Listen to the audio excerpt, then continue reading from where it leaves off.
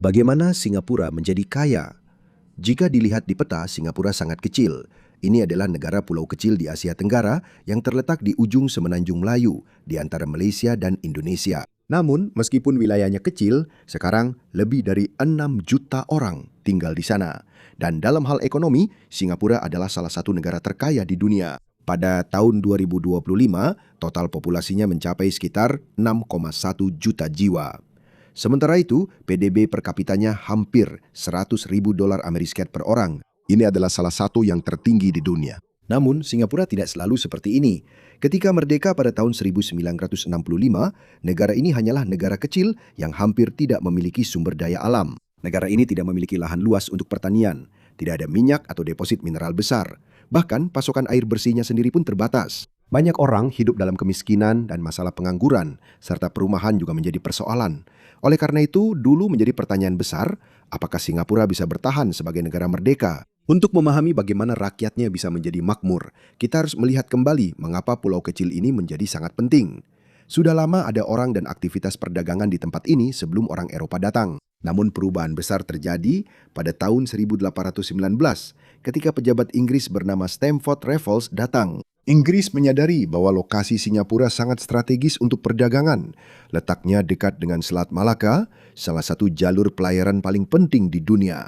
Banyak kapal yang melewati sini saat berlayar antara Asia Timur, India, Timur Tengah, dan Eropa. Singkatnya, Singapura berada di posisi yang sangat baik untuk menjadi tempat persinggahan dan pusat perdagangan. Inggris menjadikan Singapura sebagai pelabuhan bebas. Artinya, banyak produk bisa dibawa dan dijual di sini tanpa pajak perdagangan yang berat seperti yang biasa ada di pelabuhan lain. Karena hal ini, jumlah pedagang, pekerja, dan pengusaha yang datang ke Singapura meningkat dengan cepat. Ada yang datang dari Tiongkok, India, Semenanjung Melayu, Eropa, dan bagian lain Asia. Seiring dengan berkembangnya perdagangan, jumlah penduduk juga bertambah. Perlahan-lahan, pemukiman kecil itu berubah menjadi kota pelabuhan besar. Karena adanya migrasi, penduduk Singapura pun menjadi beragam. Jumlah etnis Tionghoa, Melayu, dan India pun bertambah. Hingga sekarang, pengaruh besar dari komunitas-komunitas yang dipelajari masih terlihat. Hal ini tampak pada makanan, bahasa, agama, dan budaya Singapura. Selama bertahun-tahun, Singapura menjadi bagian dari Imperium Britania. Namun, pada Perang Dunia II, situasinya tiba-tiba berubah. Pada Februari 1942, Jepang berhasil menguasai Singapura setelah mengalahkan pasukan Inggris. Ini merupakan aib besar bagi Inggris karena saat itu Singapura dianggap sebagai pangkalan militer Inggris yang sangat kuat di Asia. Pendudukan Jepang berlangsung hingga tahun 1945. Setelah Jepang kalah dalam Perang Dunia II, Inggris kembali. Namun dunia sudah berubah setelah perang. Kekaisaran Inggris sudah melemah dan di banyak koloni keinginan untuk memiliki pemerintahan sendiri semakin kuat.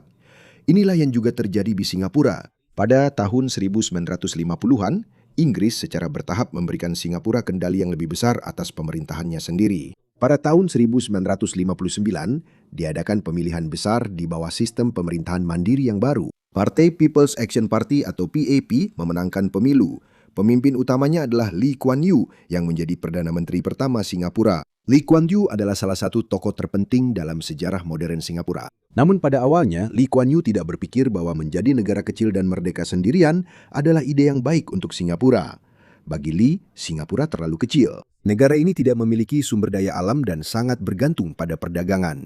Dia percaya bahwa Singapura akan lebih aman jika bergabung dengan Malaya, sebuah negara yang lebih besar yang merdeka dari Inggris pada tahun 1957. Setelah banyak negosiasi, Malaysia terbentuk pada 16 September 1963.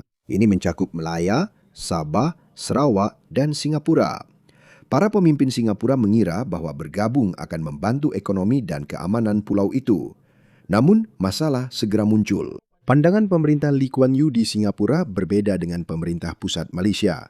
Salah satu masalah terbesar adalah tentang politik dan hubungan antar kelompok etnis yang berbeda. Tionghoa merupakan mayoritas besar penduduk Singapura, sedangkan Melayu adalah mayoritas di seluruh Malaysia. Pemerintah Malaysia memiliki kebijakan yang memberikan bantuan khusus dan perlindungan kepada orang Melayu dan kelompok pribumi lainnya. PAP pimpinan Lee Kuan Yew justru mendorong ide Malaysian Malaysia, di mana mereka ingin semua warga negara diperlakukan lebih setara tanpa memandang etnisitas mereka. Karena hal ini, konflik politik semakin membesar. Masalah juga muncul di bidang ekonomi, Kedua pihak tidak sepakat mengenai pajak, perdagangan, dan bagaimana pembagian dana pemerintah federal. Pada tahun 1964, ketegangan semakin parah ketika terjadi kerusuhan rasial yang penuh kekerasan di Singapura. Seiring berjalannya waktu, semakin sulit bagi pemerintah Singapura dan Malaysia untuk mencapai kesepakatan. Pada akhirnya, Perdana Menteri Malaysia Tunku Abdul Rahman percaya bahawa akan lebih berbahaya jika Singapura tetap berada dalam federasi. Jadi, para pemimpin Malaysia membuat keputusan yang sangat langka. Alih-alih Singapura yang meminta kemerdekaan, Malaysia sendiri yang memutuskan untuk mengeluarkan Singapura dari federasi.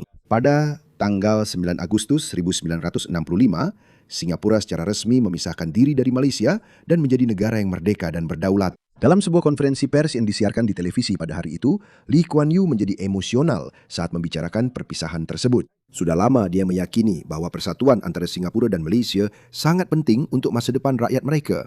Namun, tidak ada pilihan lain. Tiba-tiba, Singapura menjadi sebuah negara kecil yang independen. Negara ini tidak memiliki militer yang besar, tidak memiliki sumber daya alam. Negara ini kekurangan air sendiri, pasar domestiknya kecil, dan dikelilingi oleh negara-negara yang lebih besar. Jadi pada tahun 1965, Singapura belum tahu apakah akan berhasil, apakah akan sukses, atau apakah bisa bertahan hidup sendiri. Namun daripada menjadikan ukurannya yang kecil sebagai kelemahan terbesar, pemerintah baru justru memanfaatkan lokasi strategisnya, pelabuhan, pekerja di perdagangan internasional untuk membangun sebuah ekonomi yang berbeda dari hampir semua negara di Asia Tenggara. Dan disinilah perubahan cepat Singapura benar-benar dimulai. Ketika Singapura menjadi merdeka pada tahun 1965, kehidupan tidak langsung membaik. Masih banyak orang yang menganggur, perumahan yang layak kurang dan ekonominya kecil. Negara ini juga tidak memiliki sumber daya alam yang besar, bahkan harus mengambil sebagian besar air dari Malaysia. Jadi masalah terbesar pemerintah baru saat itu sangat sederhana. Bagaimana sebuah negara kecil yang hampir tidak punya sumber daya sendiri bisa mendapatkan penghasilan? Bagi Lee Kuan Yew dan pemerintahnya, mereka tidak bisa mengandalkan pertanian, pertambangan, atau minyak seperti negara lain. Tapi mereka punya dua keuntungan besar. Pertama, lokasi Singapura sangat strategis, karena terletak di salah satu jalur pelayaran terpenting di dunia. Kedua, mereka memiliki banyak orang yang bisa dididik dan diberikan pekerjaan. Jadi, Singapura memilih untuk membuka ekonominya ke seluruh dunia. Alih-alih hanya membuat produk untuk populasi mereka yang kecil, mereka ingin menarik perusahaan asing besar ke Singapura. Perusahaan-perusahaan inilah yang akan membangun pabrik, membawa uang dan teknologi, serta memberikan pekerjaan kepada warga Singapura. Sudah ada lembaga pemerintah yang dibentuk untuk ini pada tahun 1961. Lembaga ini disebut Dewan Pengembangan Ekonomi atau EDB. Tugasnya adalah mencari perusahaan dari luar negeri dan meyakinkan mereka untuk berinvestasi di Singapura. Setelah kemerdekaan, hal ini menjadi semakin penting. Singapura mengirim orang-orang ke Amerika Serikat, Eropa, dan Jepang untuk berbicara langsung dengan perusahaan-perusahaan besar. Pemerintah juga membangun Jurong, sebuah wilayah di bagian barat Singapura, sebagai kawasan industri besar. Mereka membangun jalan, pabrik, pasokan listrik, dan fasilitas lain yang dibutuhkan oleh bisnis. Pada awalnya, banyak pekerjaan yang masih sederhana. Ada pabrik-pabrik yang memproduksi pakaian, mainan, dan produk lain yang membutuhkan banyak pekerja. Hal ini penting karena banyak warga Singapura yang harus segera mendapatkan pekerjaan. Setelah itu, perusahaan-perusahaan internasional yang lebih besar mulai berdatangan. Pada tahun 1968, salah satu keberhasilan besar Singapura adalah masuknya perusahaan Amerika. Ini adalah perusahaan elektronik bernama National Semiconductor. Setelah itu, perusahaan-perusahaan elektronik lainnya pun ikut masuk. Singapura perlahan-lahan beralih dari manufaktur sederhana ke pekerjaan yang lebih maju dan bergaji lebih tinggi. Namun, agar perusahaan-perusahaan itu tetap bertahan, Singapura juga harus menunjukkan bahwa negara ini adalah tempat yang stabil dan teratur untuk berbisnis. Itulah sebabnya pemerintah menjadi sangat ketat terhadap korupsi. Biro Investigasi Praktik Korupsi atau CPIB, lembaga yang menyelidiki korupsi, diperkuat. Undang-undangnya lebih ketat dan kemungkinan pejabat pemerintah yang menerima suap dihukum juga lebih besar. Bersamaan dengan itu, banyak pejabat pemerintah tingkat tinggi juga diberikan gaji yang baik. Idenya adalah membuat para pejabat yang memimpin negara menjadi lebih sulit tergoda oleh suap dalam jumlah besar. Seiring berjalannya waktu, Singapura dikenal sebagai salah satu negara dengan tingkat korupsi yang rendah. Singapura juga sangat ketat dalam hal hukum dan ketertiban umum. Aksi mogok diatur dengan ketat dan ada aturan yang jelas untuk perselisihan perburuhan atau masalah antara pekerja dan perusahaan. Daripada pekerja dan pemberi kerja selalu bertentangan, pemerintah membuat sistem di mana pemerintah, perusahaan, dan serikat pekerja terlibat dalam diskusi bersama. Namun, ada konsekuensi dari sistem seperti ini.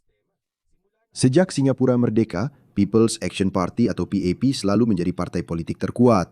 Ada undang-undang yang sangat ketat tentang protes dan pertemuan umum.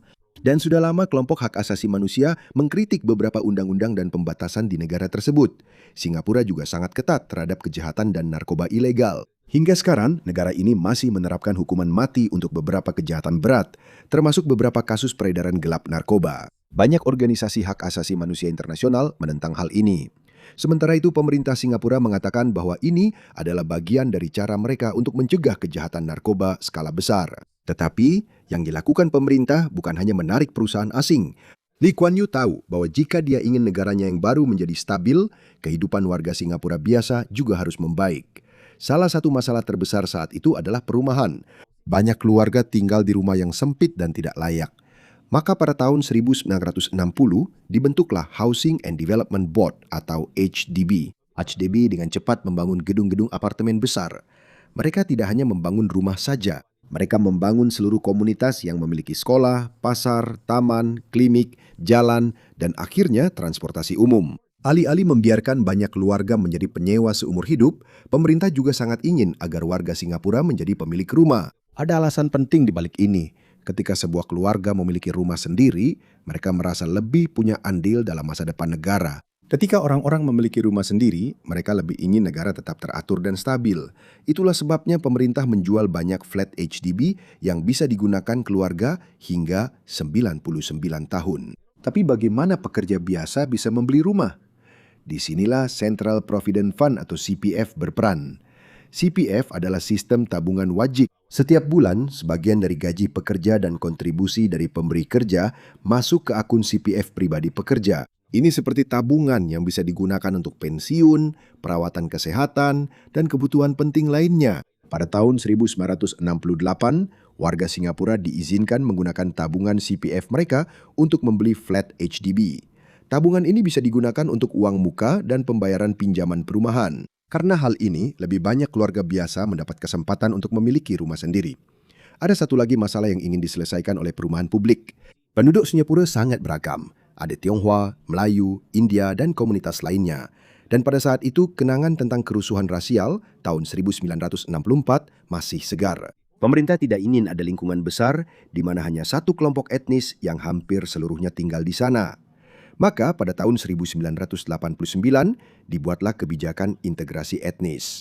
Ada batasan berapa banyak keluarga dari satu kelompok etnis yang boleh tinggal di satu blok HDB atau lingkungan. Tujuannya adalah agar komunitas Tionghoa, Melayu, dan India tidak terpisah-pisah dan terbiasa hidup bersama. Sistem ini tidak sempurna dan juga memiliki para pengkritik. Namun, HDB telah memberikan dampak besar pada kehidupan di Singapura. Sekarang, lebih dari 1,25 juta flat HDB telah dibangun.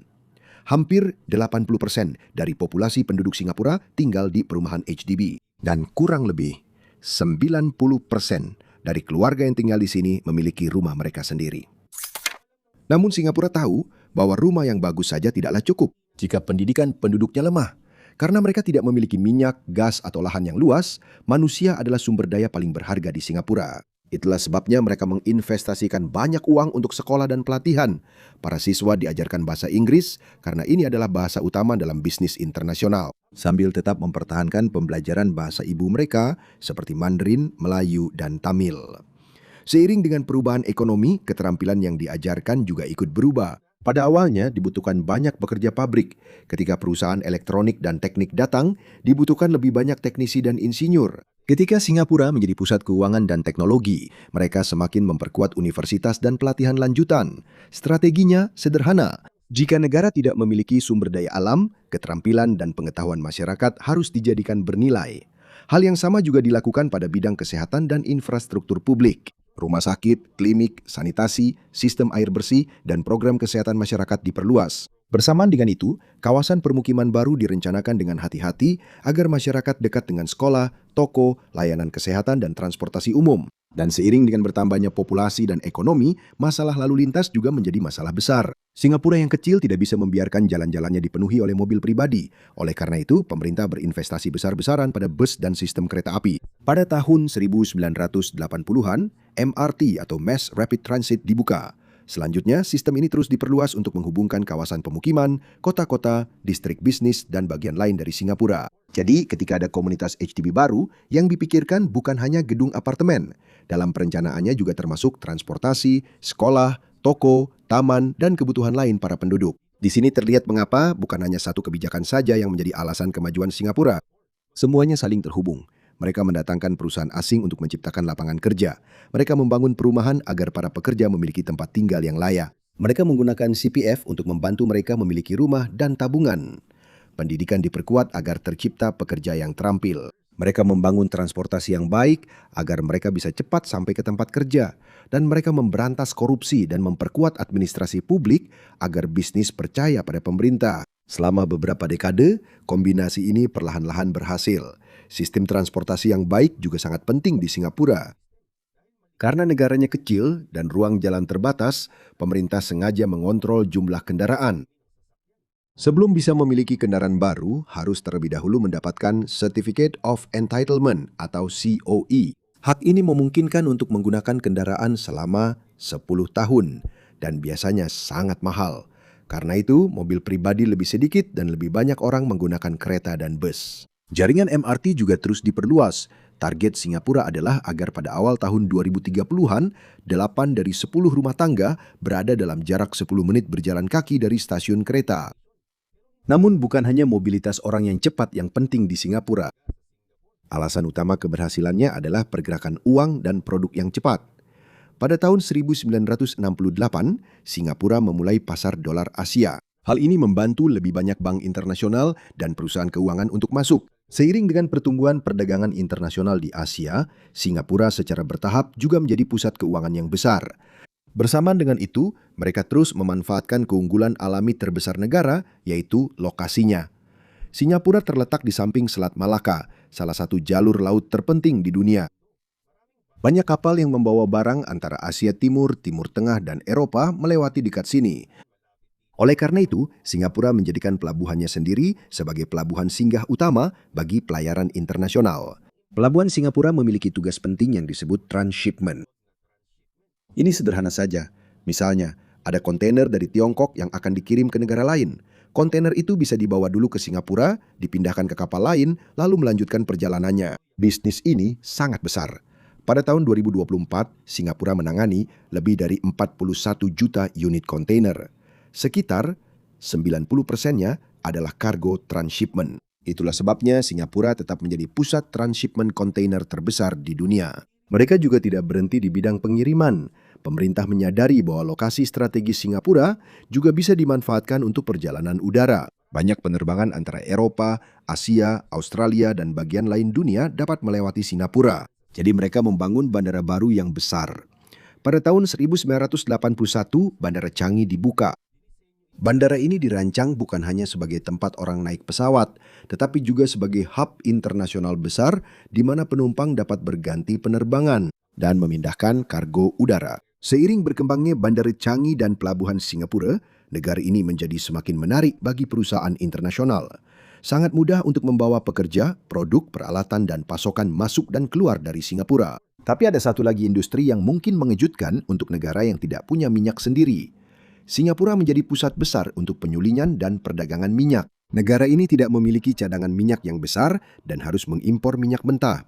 Tapi daripada melihat itu sebagai masalah sederhana, Singapura membangun kilang dan fasilitas petrokimia besar.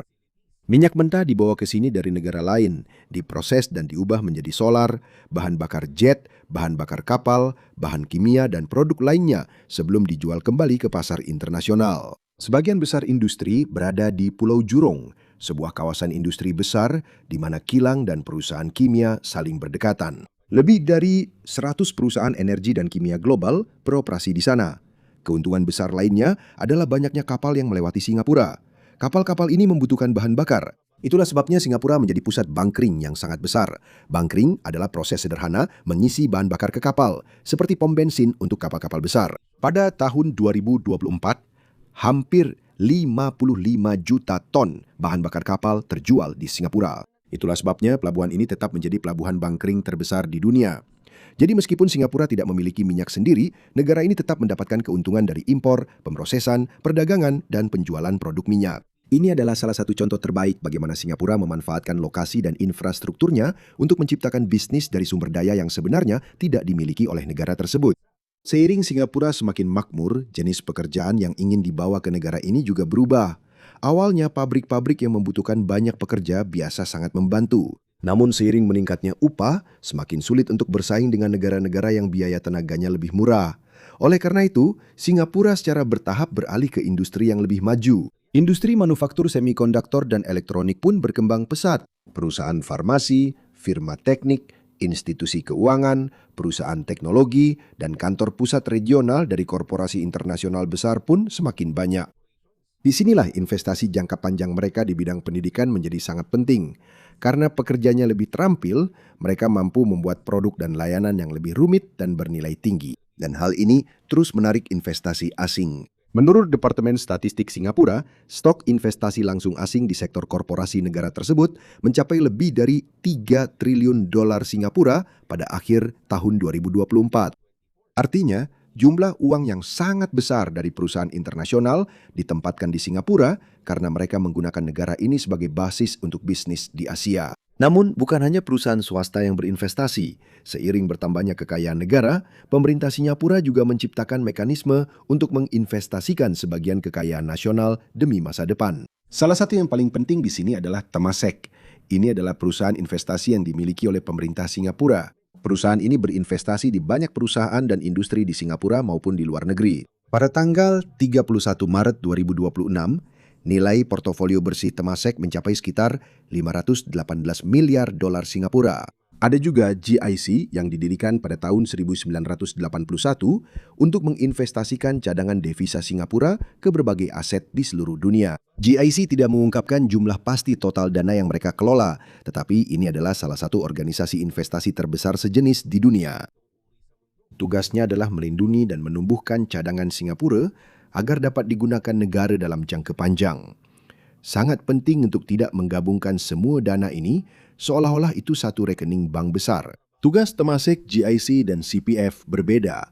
CPF adalah sistem tabungan utama untuk pensiun, perumahan, dan kesehatan para pekerja. Sementara Temasek dan GIC memiliki tugas terpisah dalam menginvestasikan aset dan cadangan nasional. Di sini terlihat mengapa bukan hanya satu hal yang membuat Singapura menjadi kaya.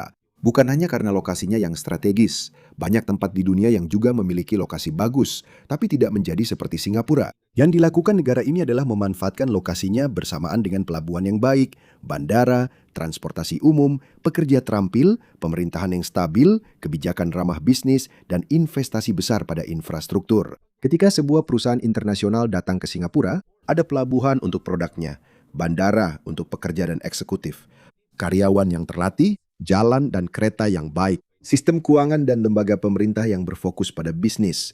Jadi setiap industri baru membantu Singapura. Pelabuhan membantu sektor manufaktur. Manufaktur membantu perdagangan. Perdagangan membantu perbankan. Bandara membantu kantor pusat regional dan pariwisata. Pendidikan menyediakan pekerja untuk semua ini. Dan uang yang dihasilkan negara diinvestasikan kembali ke infrastruktur, sumber daya manusia, dan cadangan untuk masa depan. Seiring berjalannya waktu, bukan hanya manufaktur dan pengiriman yang membuat Singapura kaya, industri keuangannya juga tumbuh pesat. Sudah lama Singapura bersaing dengan Hong Kong sebagai pusat keuangan utama di Asia. Namun dalam beberapa tahun terakhir, semakin banyak investor internasional dan manajer kekayaan yang menaruh uang mereka di Singapura. Pada tahun 2024, aset yang dikelola di negara ini mencapai lebih dari 6 triliun dolar Singapura.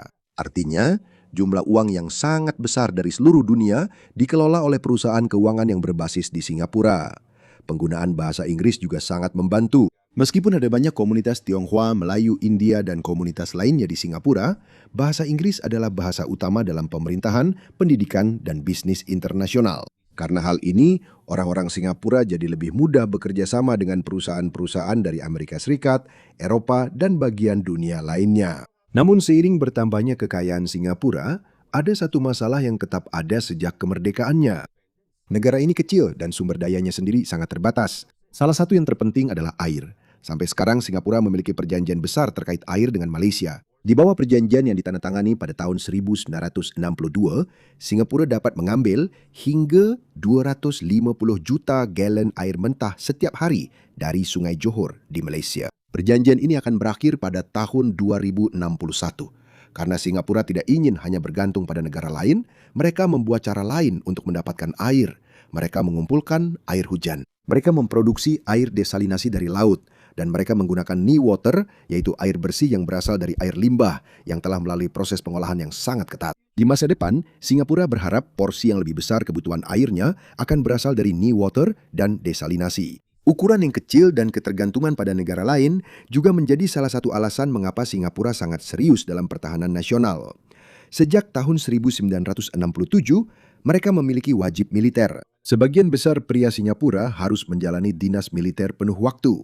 Setelah itu, mereka masih bisa dipanggil sebagai cadangan jika terjadi keadaan darurat nasional. Alasannya sederhana, jumlah penduduk tetap Singapura sangat kecil dibandingkan dengan Malaysia dan Indonesia. Oleh karena itu, Singapura perlu memiliki banyak warga negara terlatih yang dapat membantu pertahanan jika diperlukan.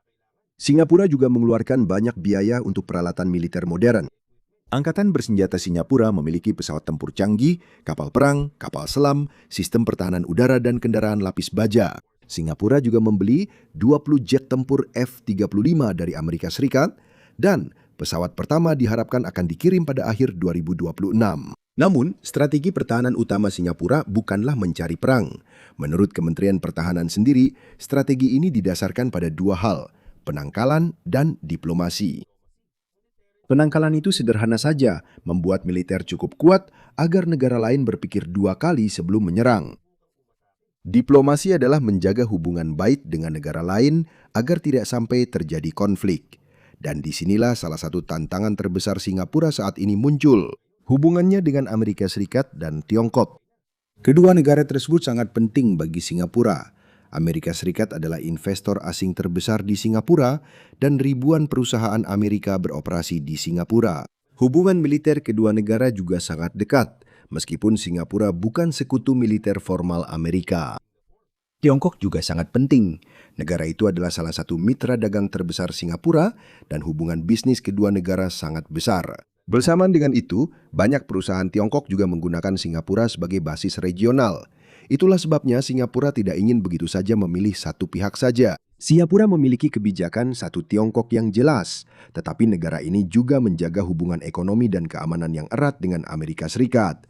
Singapura berusaha membuat keputusan sendiri berdasarkan apa yang terbaik untuk negaranya, bukan karena dipaksa oleh Washington atau Beijing. Namun seiring dengan meningkatnya persaingan antara Amerika Serikat dan Tiongkok, menjaga keseimbangan seperti ini menjadi semakin sulit. Jika terjadi konflik besar di Asia, terutama terkait Taiwan, Singapura mungkin akan mendapat tekanan dari kedua belah pihak.